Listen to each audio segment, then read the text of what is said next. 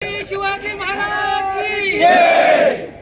हिंदू हृदय सम्राट सरसेनापती माननीय बाळासाहेब ठाकरे यांचा विजय हो। धर्मवीर दिघे साहेबांचा विजय हो। शिंदे साहेब तुम आगे बढ़ो, हम तुम्हारे साथ हैं।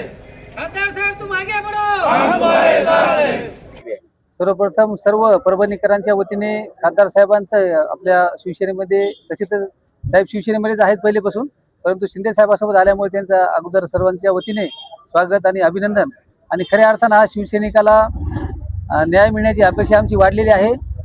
आपण सांगत आहात की शेकडो शिवसैनिक नाही, शेकडो नाही, हजारो लाखो शिवसैनिक आज खासदार साहेबांच्या सोबत आहेत।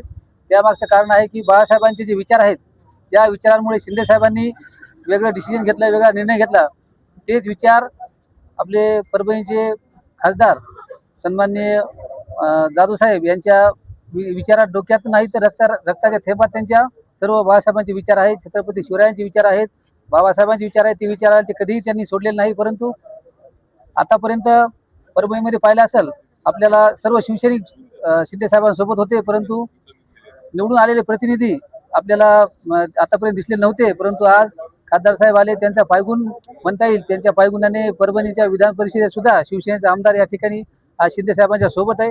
आपल्याला सांगायला आनंद होतो की आपल्या परभणीचा विकास आपण वेळोवेळी आपण प्रश्न विचारत असता आपल्या माध्यमातून प्रत्येकजण विचारतो की परभणीचा विकास हा रखडलेला वाटतो, परंतु रखडलेला आहे किंवा नाही त्यावर बोलण्यापेक्षा यापुढे नक्कीच परभणीचा विकास होईल।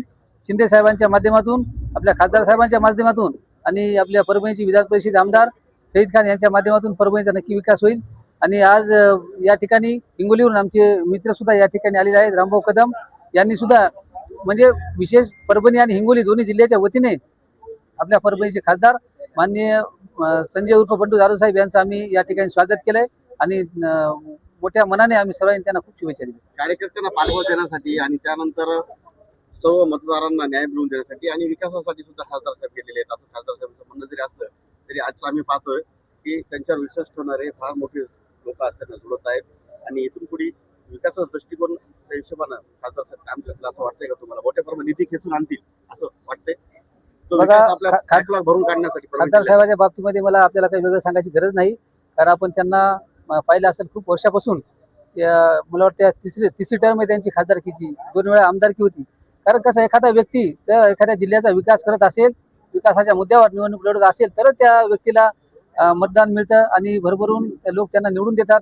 1 वेळा 2 वेळा आपल्याला माहिती आहे, 1 वेळा आमदार झाला दुसरी वेळेस निवडून येणं म्हणजे शक्य नसतं, परंतु एवढे वेळेस आमदार खासदार होणं म्हणजे एक विकासाच्या दृष्टिकोनातून आपण पाहिलं असेल हे विकासाच्यामुळेच शक्य आहे। आणि आणखीन विकास या परभणीचा व्हावा म्हणून खासदार साहेबांनी हे डिसिजन घेतलं। आम्ही त्यांचं खूप मोठ्या मनाने स्वागत केलंय। राज्यमंत्रीपदी सुद्धा वरती लागण्याची शक्यता आहे काय? आम्ही तर आमचे परभणीवरून आमचे मित्र आपले रामभाऊ कदम युवासेना जिल्हा प्रमुख तथा नगरसेवक या ठिकाणी आले त्यासाठी की आम्ही सर्वजण ईश्वरचरणी प्रार्थना करायलो की खासदार साहेब आपण पाहिलं असेल दरवर्षी वारीला पायी जातात आणि माळकरी आहेत, वारकरी आहेत आणि त्यांच्या माध्यमातून आम्ही सर्व वारकरी सुद्धा आम्हाला म्हणत आहेत की आम्ही पांडुरंगाच्या चरणी यावेळी सागड घातले की आपल्या परभणीला शिवसेनेला मंत्रिपद मिळावं अशी आम्ही देवाला प्रार्थना केलेली आहे आणि मिळेल नक्कीच अशी आम्हाला खात्री आहे। मिळून काम करणार भाऊसोबत आम्ही 100% काम मिळून करणार।